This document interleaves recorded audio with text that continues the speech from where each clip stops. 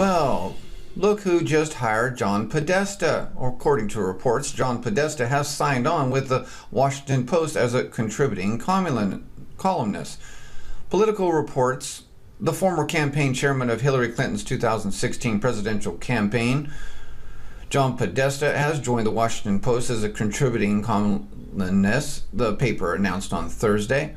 Podesta, who also served as chief of staff to President Bill Clinton and a counselor to President Barack Obama, has recently written 2 op-eds for the Post. Wow. From the Post. The Washington Compost. Wouldn't that be perfect?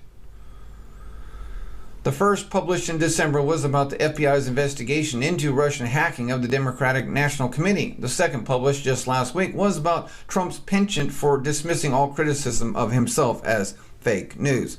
The Post says that Podesta's columns will provide commentary and analysis on the intersection of politics and policy, the Trump administration, and the future of Democratic Party. Well, the Washington Compost pile has just now added another swamp creature, pedophile, major pedophile, with his brother as well, to the staff. Obama's lawyers are going after Trump, and it's bad. Barack Obama's top lawyers are teaming up to keep President Trump from breaking what they determine are ethics rules. The Hill reports, United to Protect Democracy has already billed a $1.5 million operating budget and hired 5 staffers, a number it expects to double soon. I'm sure this is all part of the George Soros money bag. Politico reported Thursday, when people hear concerns about democracies declining into authoritarianism, they expect that moment to come in a singular thunderclap where everyone can see that this is the time, said Ian Bassin, the organization's leader. It's amazing that ever since we've had a non-bureaucratic fake politician since January 20th, he's been blamed for everything that every bureaucrat, every New World Order beast has ever done in the past, when he's the complete opposite. It's amazing. And yet, most of the libs are believing in it. They fall for that. In reality, oftentimes, democracies decline over a period of years that happen through a series of much smaller steps. Yes, I'm sure you guys know all about that. We need an organization that is specifically and holistically focused on that worst case scenario. No, we don't need pedophiles running our nation like you, old bummer. The group is incorporated both as 501c3 and 501c4, meaning it can operate as a nonprofit while also engaging in limited political advocacy. Wow, you get the best of 2 different worlds there. No taxes and try to destroy the political realm as well. United to Protect Democracy will focus on issues like Trump administration officials potentially intervening in regulatory agencies or intimidating their staffs, which is all pack of lies. And breaking news, it's out. Project Veritas just released the CNN leaks, and it's bad, folks. Ooh, looking forward to this. Project Veritas releases part 1 of CNN tapes at CPAC press conference. I don't know which one of these. Oh, here we go. From Zero Hedge, as promised 2 days ago on the Sean Hannity radio show, James O'Keefe and his team at Project Veritas just released covertly captured, previously unseen video footage from within the CNN newsroom. The crap national news. I like the way that Mark Dice calls it. The crap national news.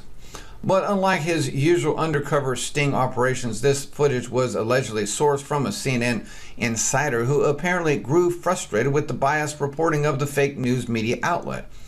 Per O'Keefe's website, today's release includes hundreds of hours of raw footage from CNN, and his team is asking for help to transcribe and investigate the recordings. 119 hours of raw audio from inside CNN. Project Veritas was given over 200 hours of audio from an anonymous source earlier this month. This secretly recorded audio was obtained at CNN's Atlanta headquarters in 2009. In order to expose media malfeasance within CNN, we need your help transcribing, investigating, and connecting the dots on these 200 plus hours of audio. Leave comments, upload transcriptions, or contact us with your tips below. So, he's asking everyone to help out. So, please join in. The night prior to President Trump's inauguration, I made a promise at the National Press Club in Washington, D.C. I said that Project Veritas was going to investigate and expose the media, particularly the mainstream media, which seems to believe that the American people are utterly incapable of making informed decisions. Everyone's saying, who are you going after next? I'm going to tell you right now, make it public. I'm going after the media next. The media's relationship with the establishment renders them incapable of challenging the normative order in our society, while the media systematically targets and shames any independent media organization or citizen which attempts to ferret out real information.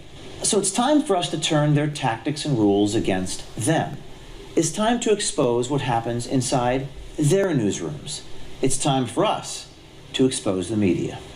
I'm not going to give you a question. Can you state categorically? You are fake news. Because of the attack of fake news and attacking our network, I just want to ask you, sir. I'm changing it from fake news, though. Doesn't that undermine... Very fake news. I know, but aren't you... It's a two-part tweet. He begins, the fake news media is going crazy with their conspiracy theories. This month, we had someone come forward and offer us more than 200 hours of tapes secretly recorded at CNN's Atlanta headquarters.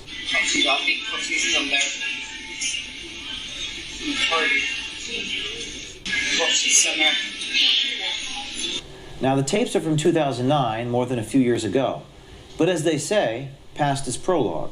We thought there might be some interesting evidence in these tapes. For example, one of the employees, who was a mid-level editor, is now CNN's senior editorial director. We are releasing the raw, unedited version of these tapes on our website, but we need your help. We don't have the time or the manpower to go through all the tapes. So we'd like you to go through the tapes for us. Go through them, listen to them, transcribe them, see what you can discover. There's a secondary corollary to that, right? Aid the afflicted and afflict the comfortable. That's the voice of Richard Griffiths. He is the vice president and senior editorial director. When he says afflict the comfortable, we're wondering if that now applies to President Trump. If we are journalists, what is our role as a journalist? What is the fundamental role as a journalist for us to do? Tell story, tell what's going on. There's a secondary corollary to that, right? Aid the afflicted and afflict the comfortable. To a degree, right? Is that not part of the traditional role of the journalist? It's actually one of the things I can be most proud of as a journalist. You know, we try to show our inside of humanity so we can do something about it. It's hard. It's very hard.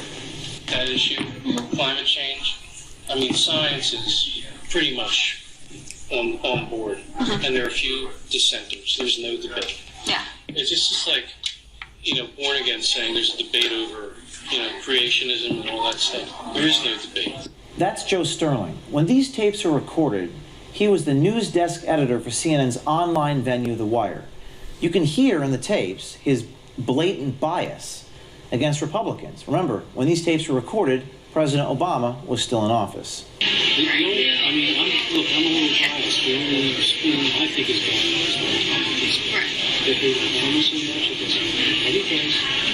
It doesn't matter what he thinks. With regards to CNN polls, both then and now, maybe Trump was right when he called CNN's poll numbers fake news. I read a CNN poll that was taken on June 26th and 28th, and I know that the hearing for the case, the firefighters' case, was on the 29th. So the poll was done right before it, and those are still the poll results that we're reporting. So I asked someone in D.C. that does the poll results about why we hadn't updated it. I said that there are a few newer polls from last week, from the week before. There's a CBS News poll and a Rasmussen poll. And he said, we don't use Rasmussen. And I said, are we with CNN going to do another poll if we're only using that?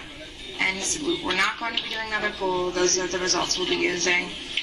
So I don't see how that's reporting all sides, because that Poll said hold for release until Friday the 10th. Yeah, because he's talked with Paul, Hazer, director. Paul Stein, Yeah. Steinhauser. He's pretty quiet too, Tim. I agree.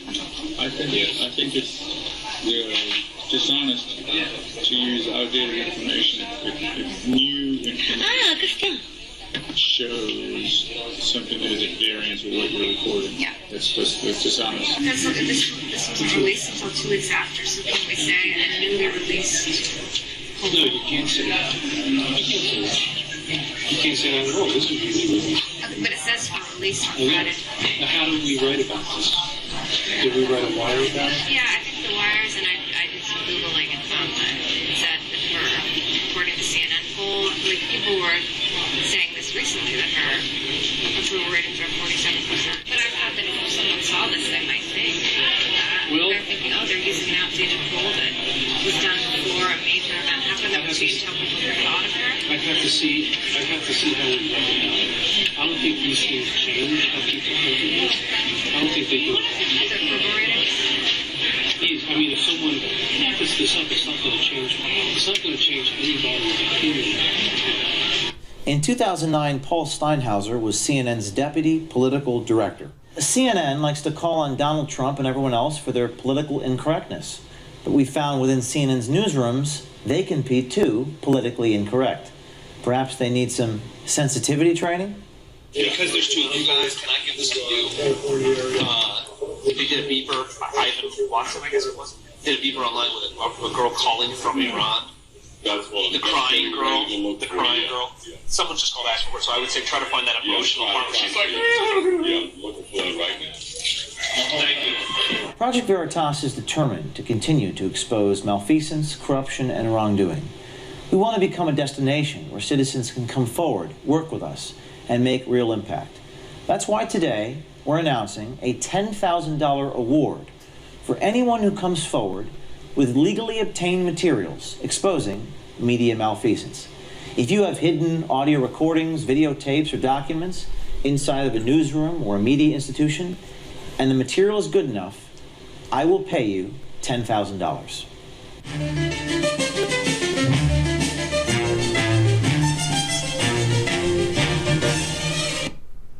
There you go. I'll leave the link in there for you to read and watch this if you need more information. Very powerful. Looks like money's being offered to tell the truth. Awesome. Just awesome. Just another great report. Thank you for listening.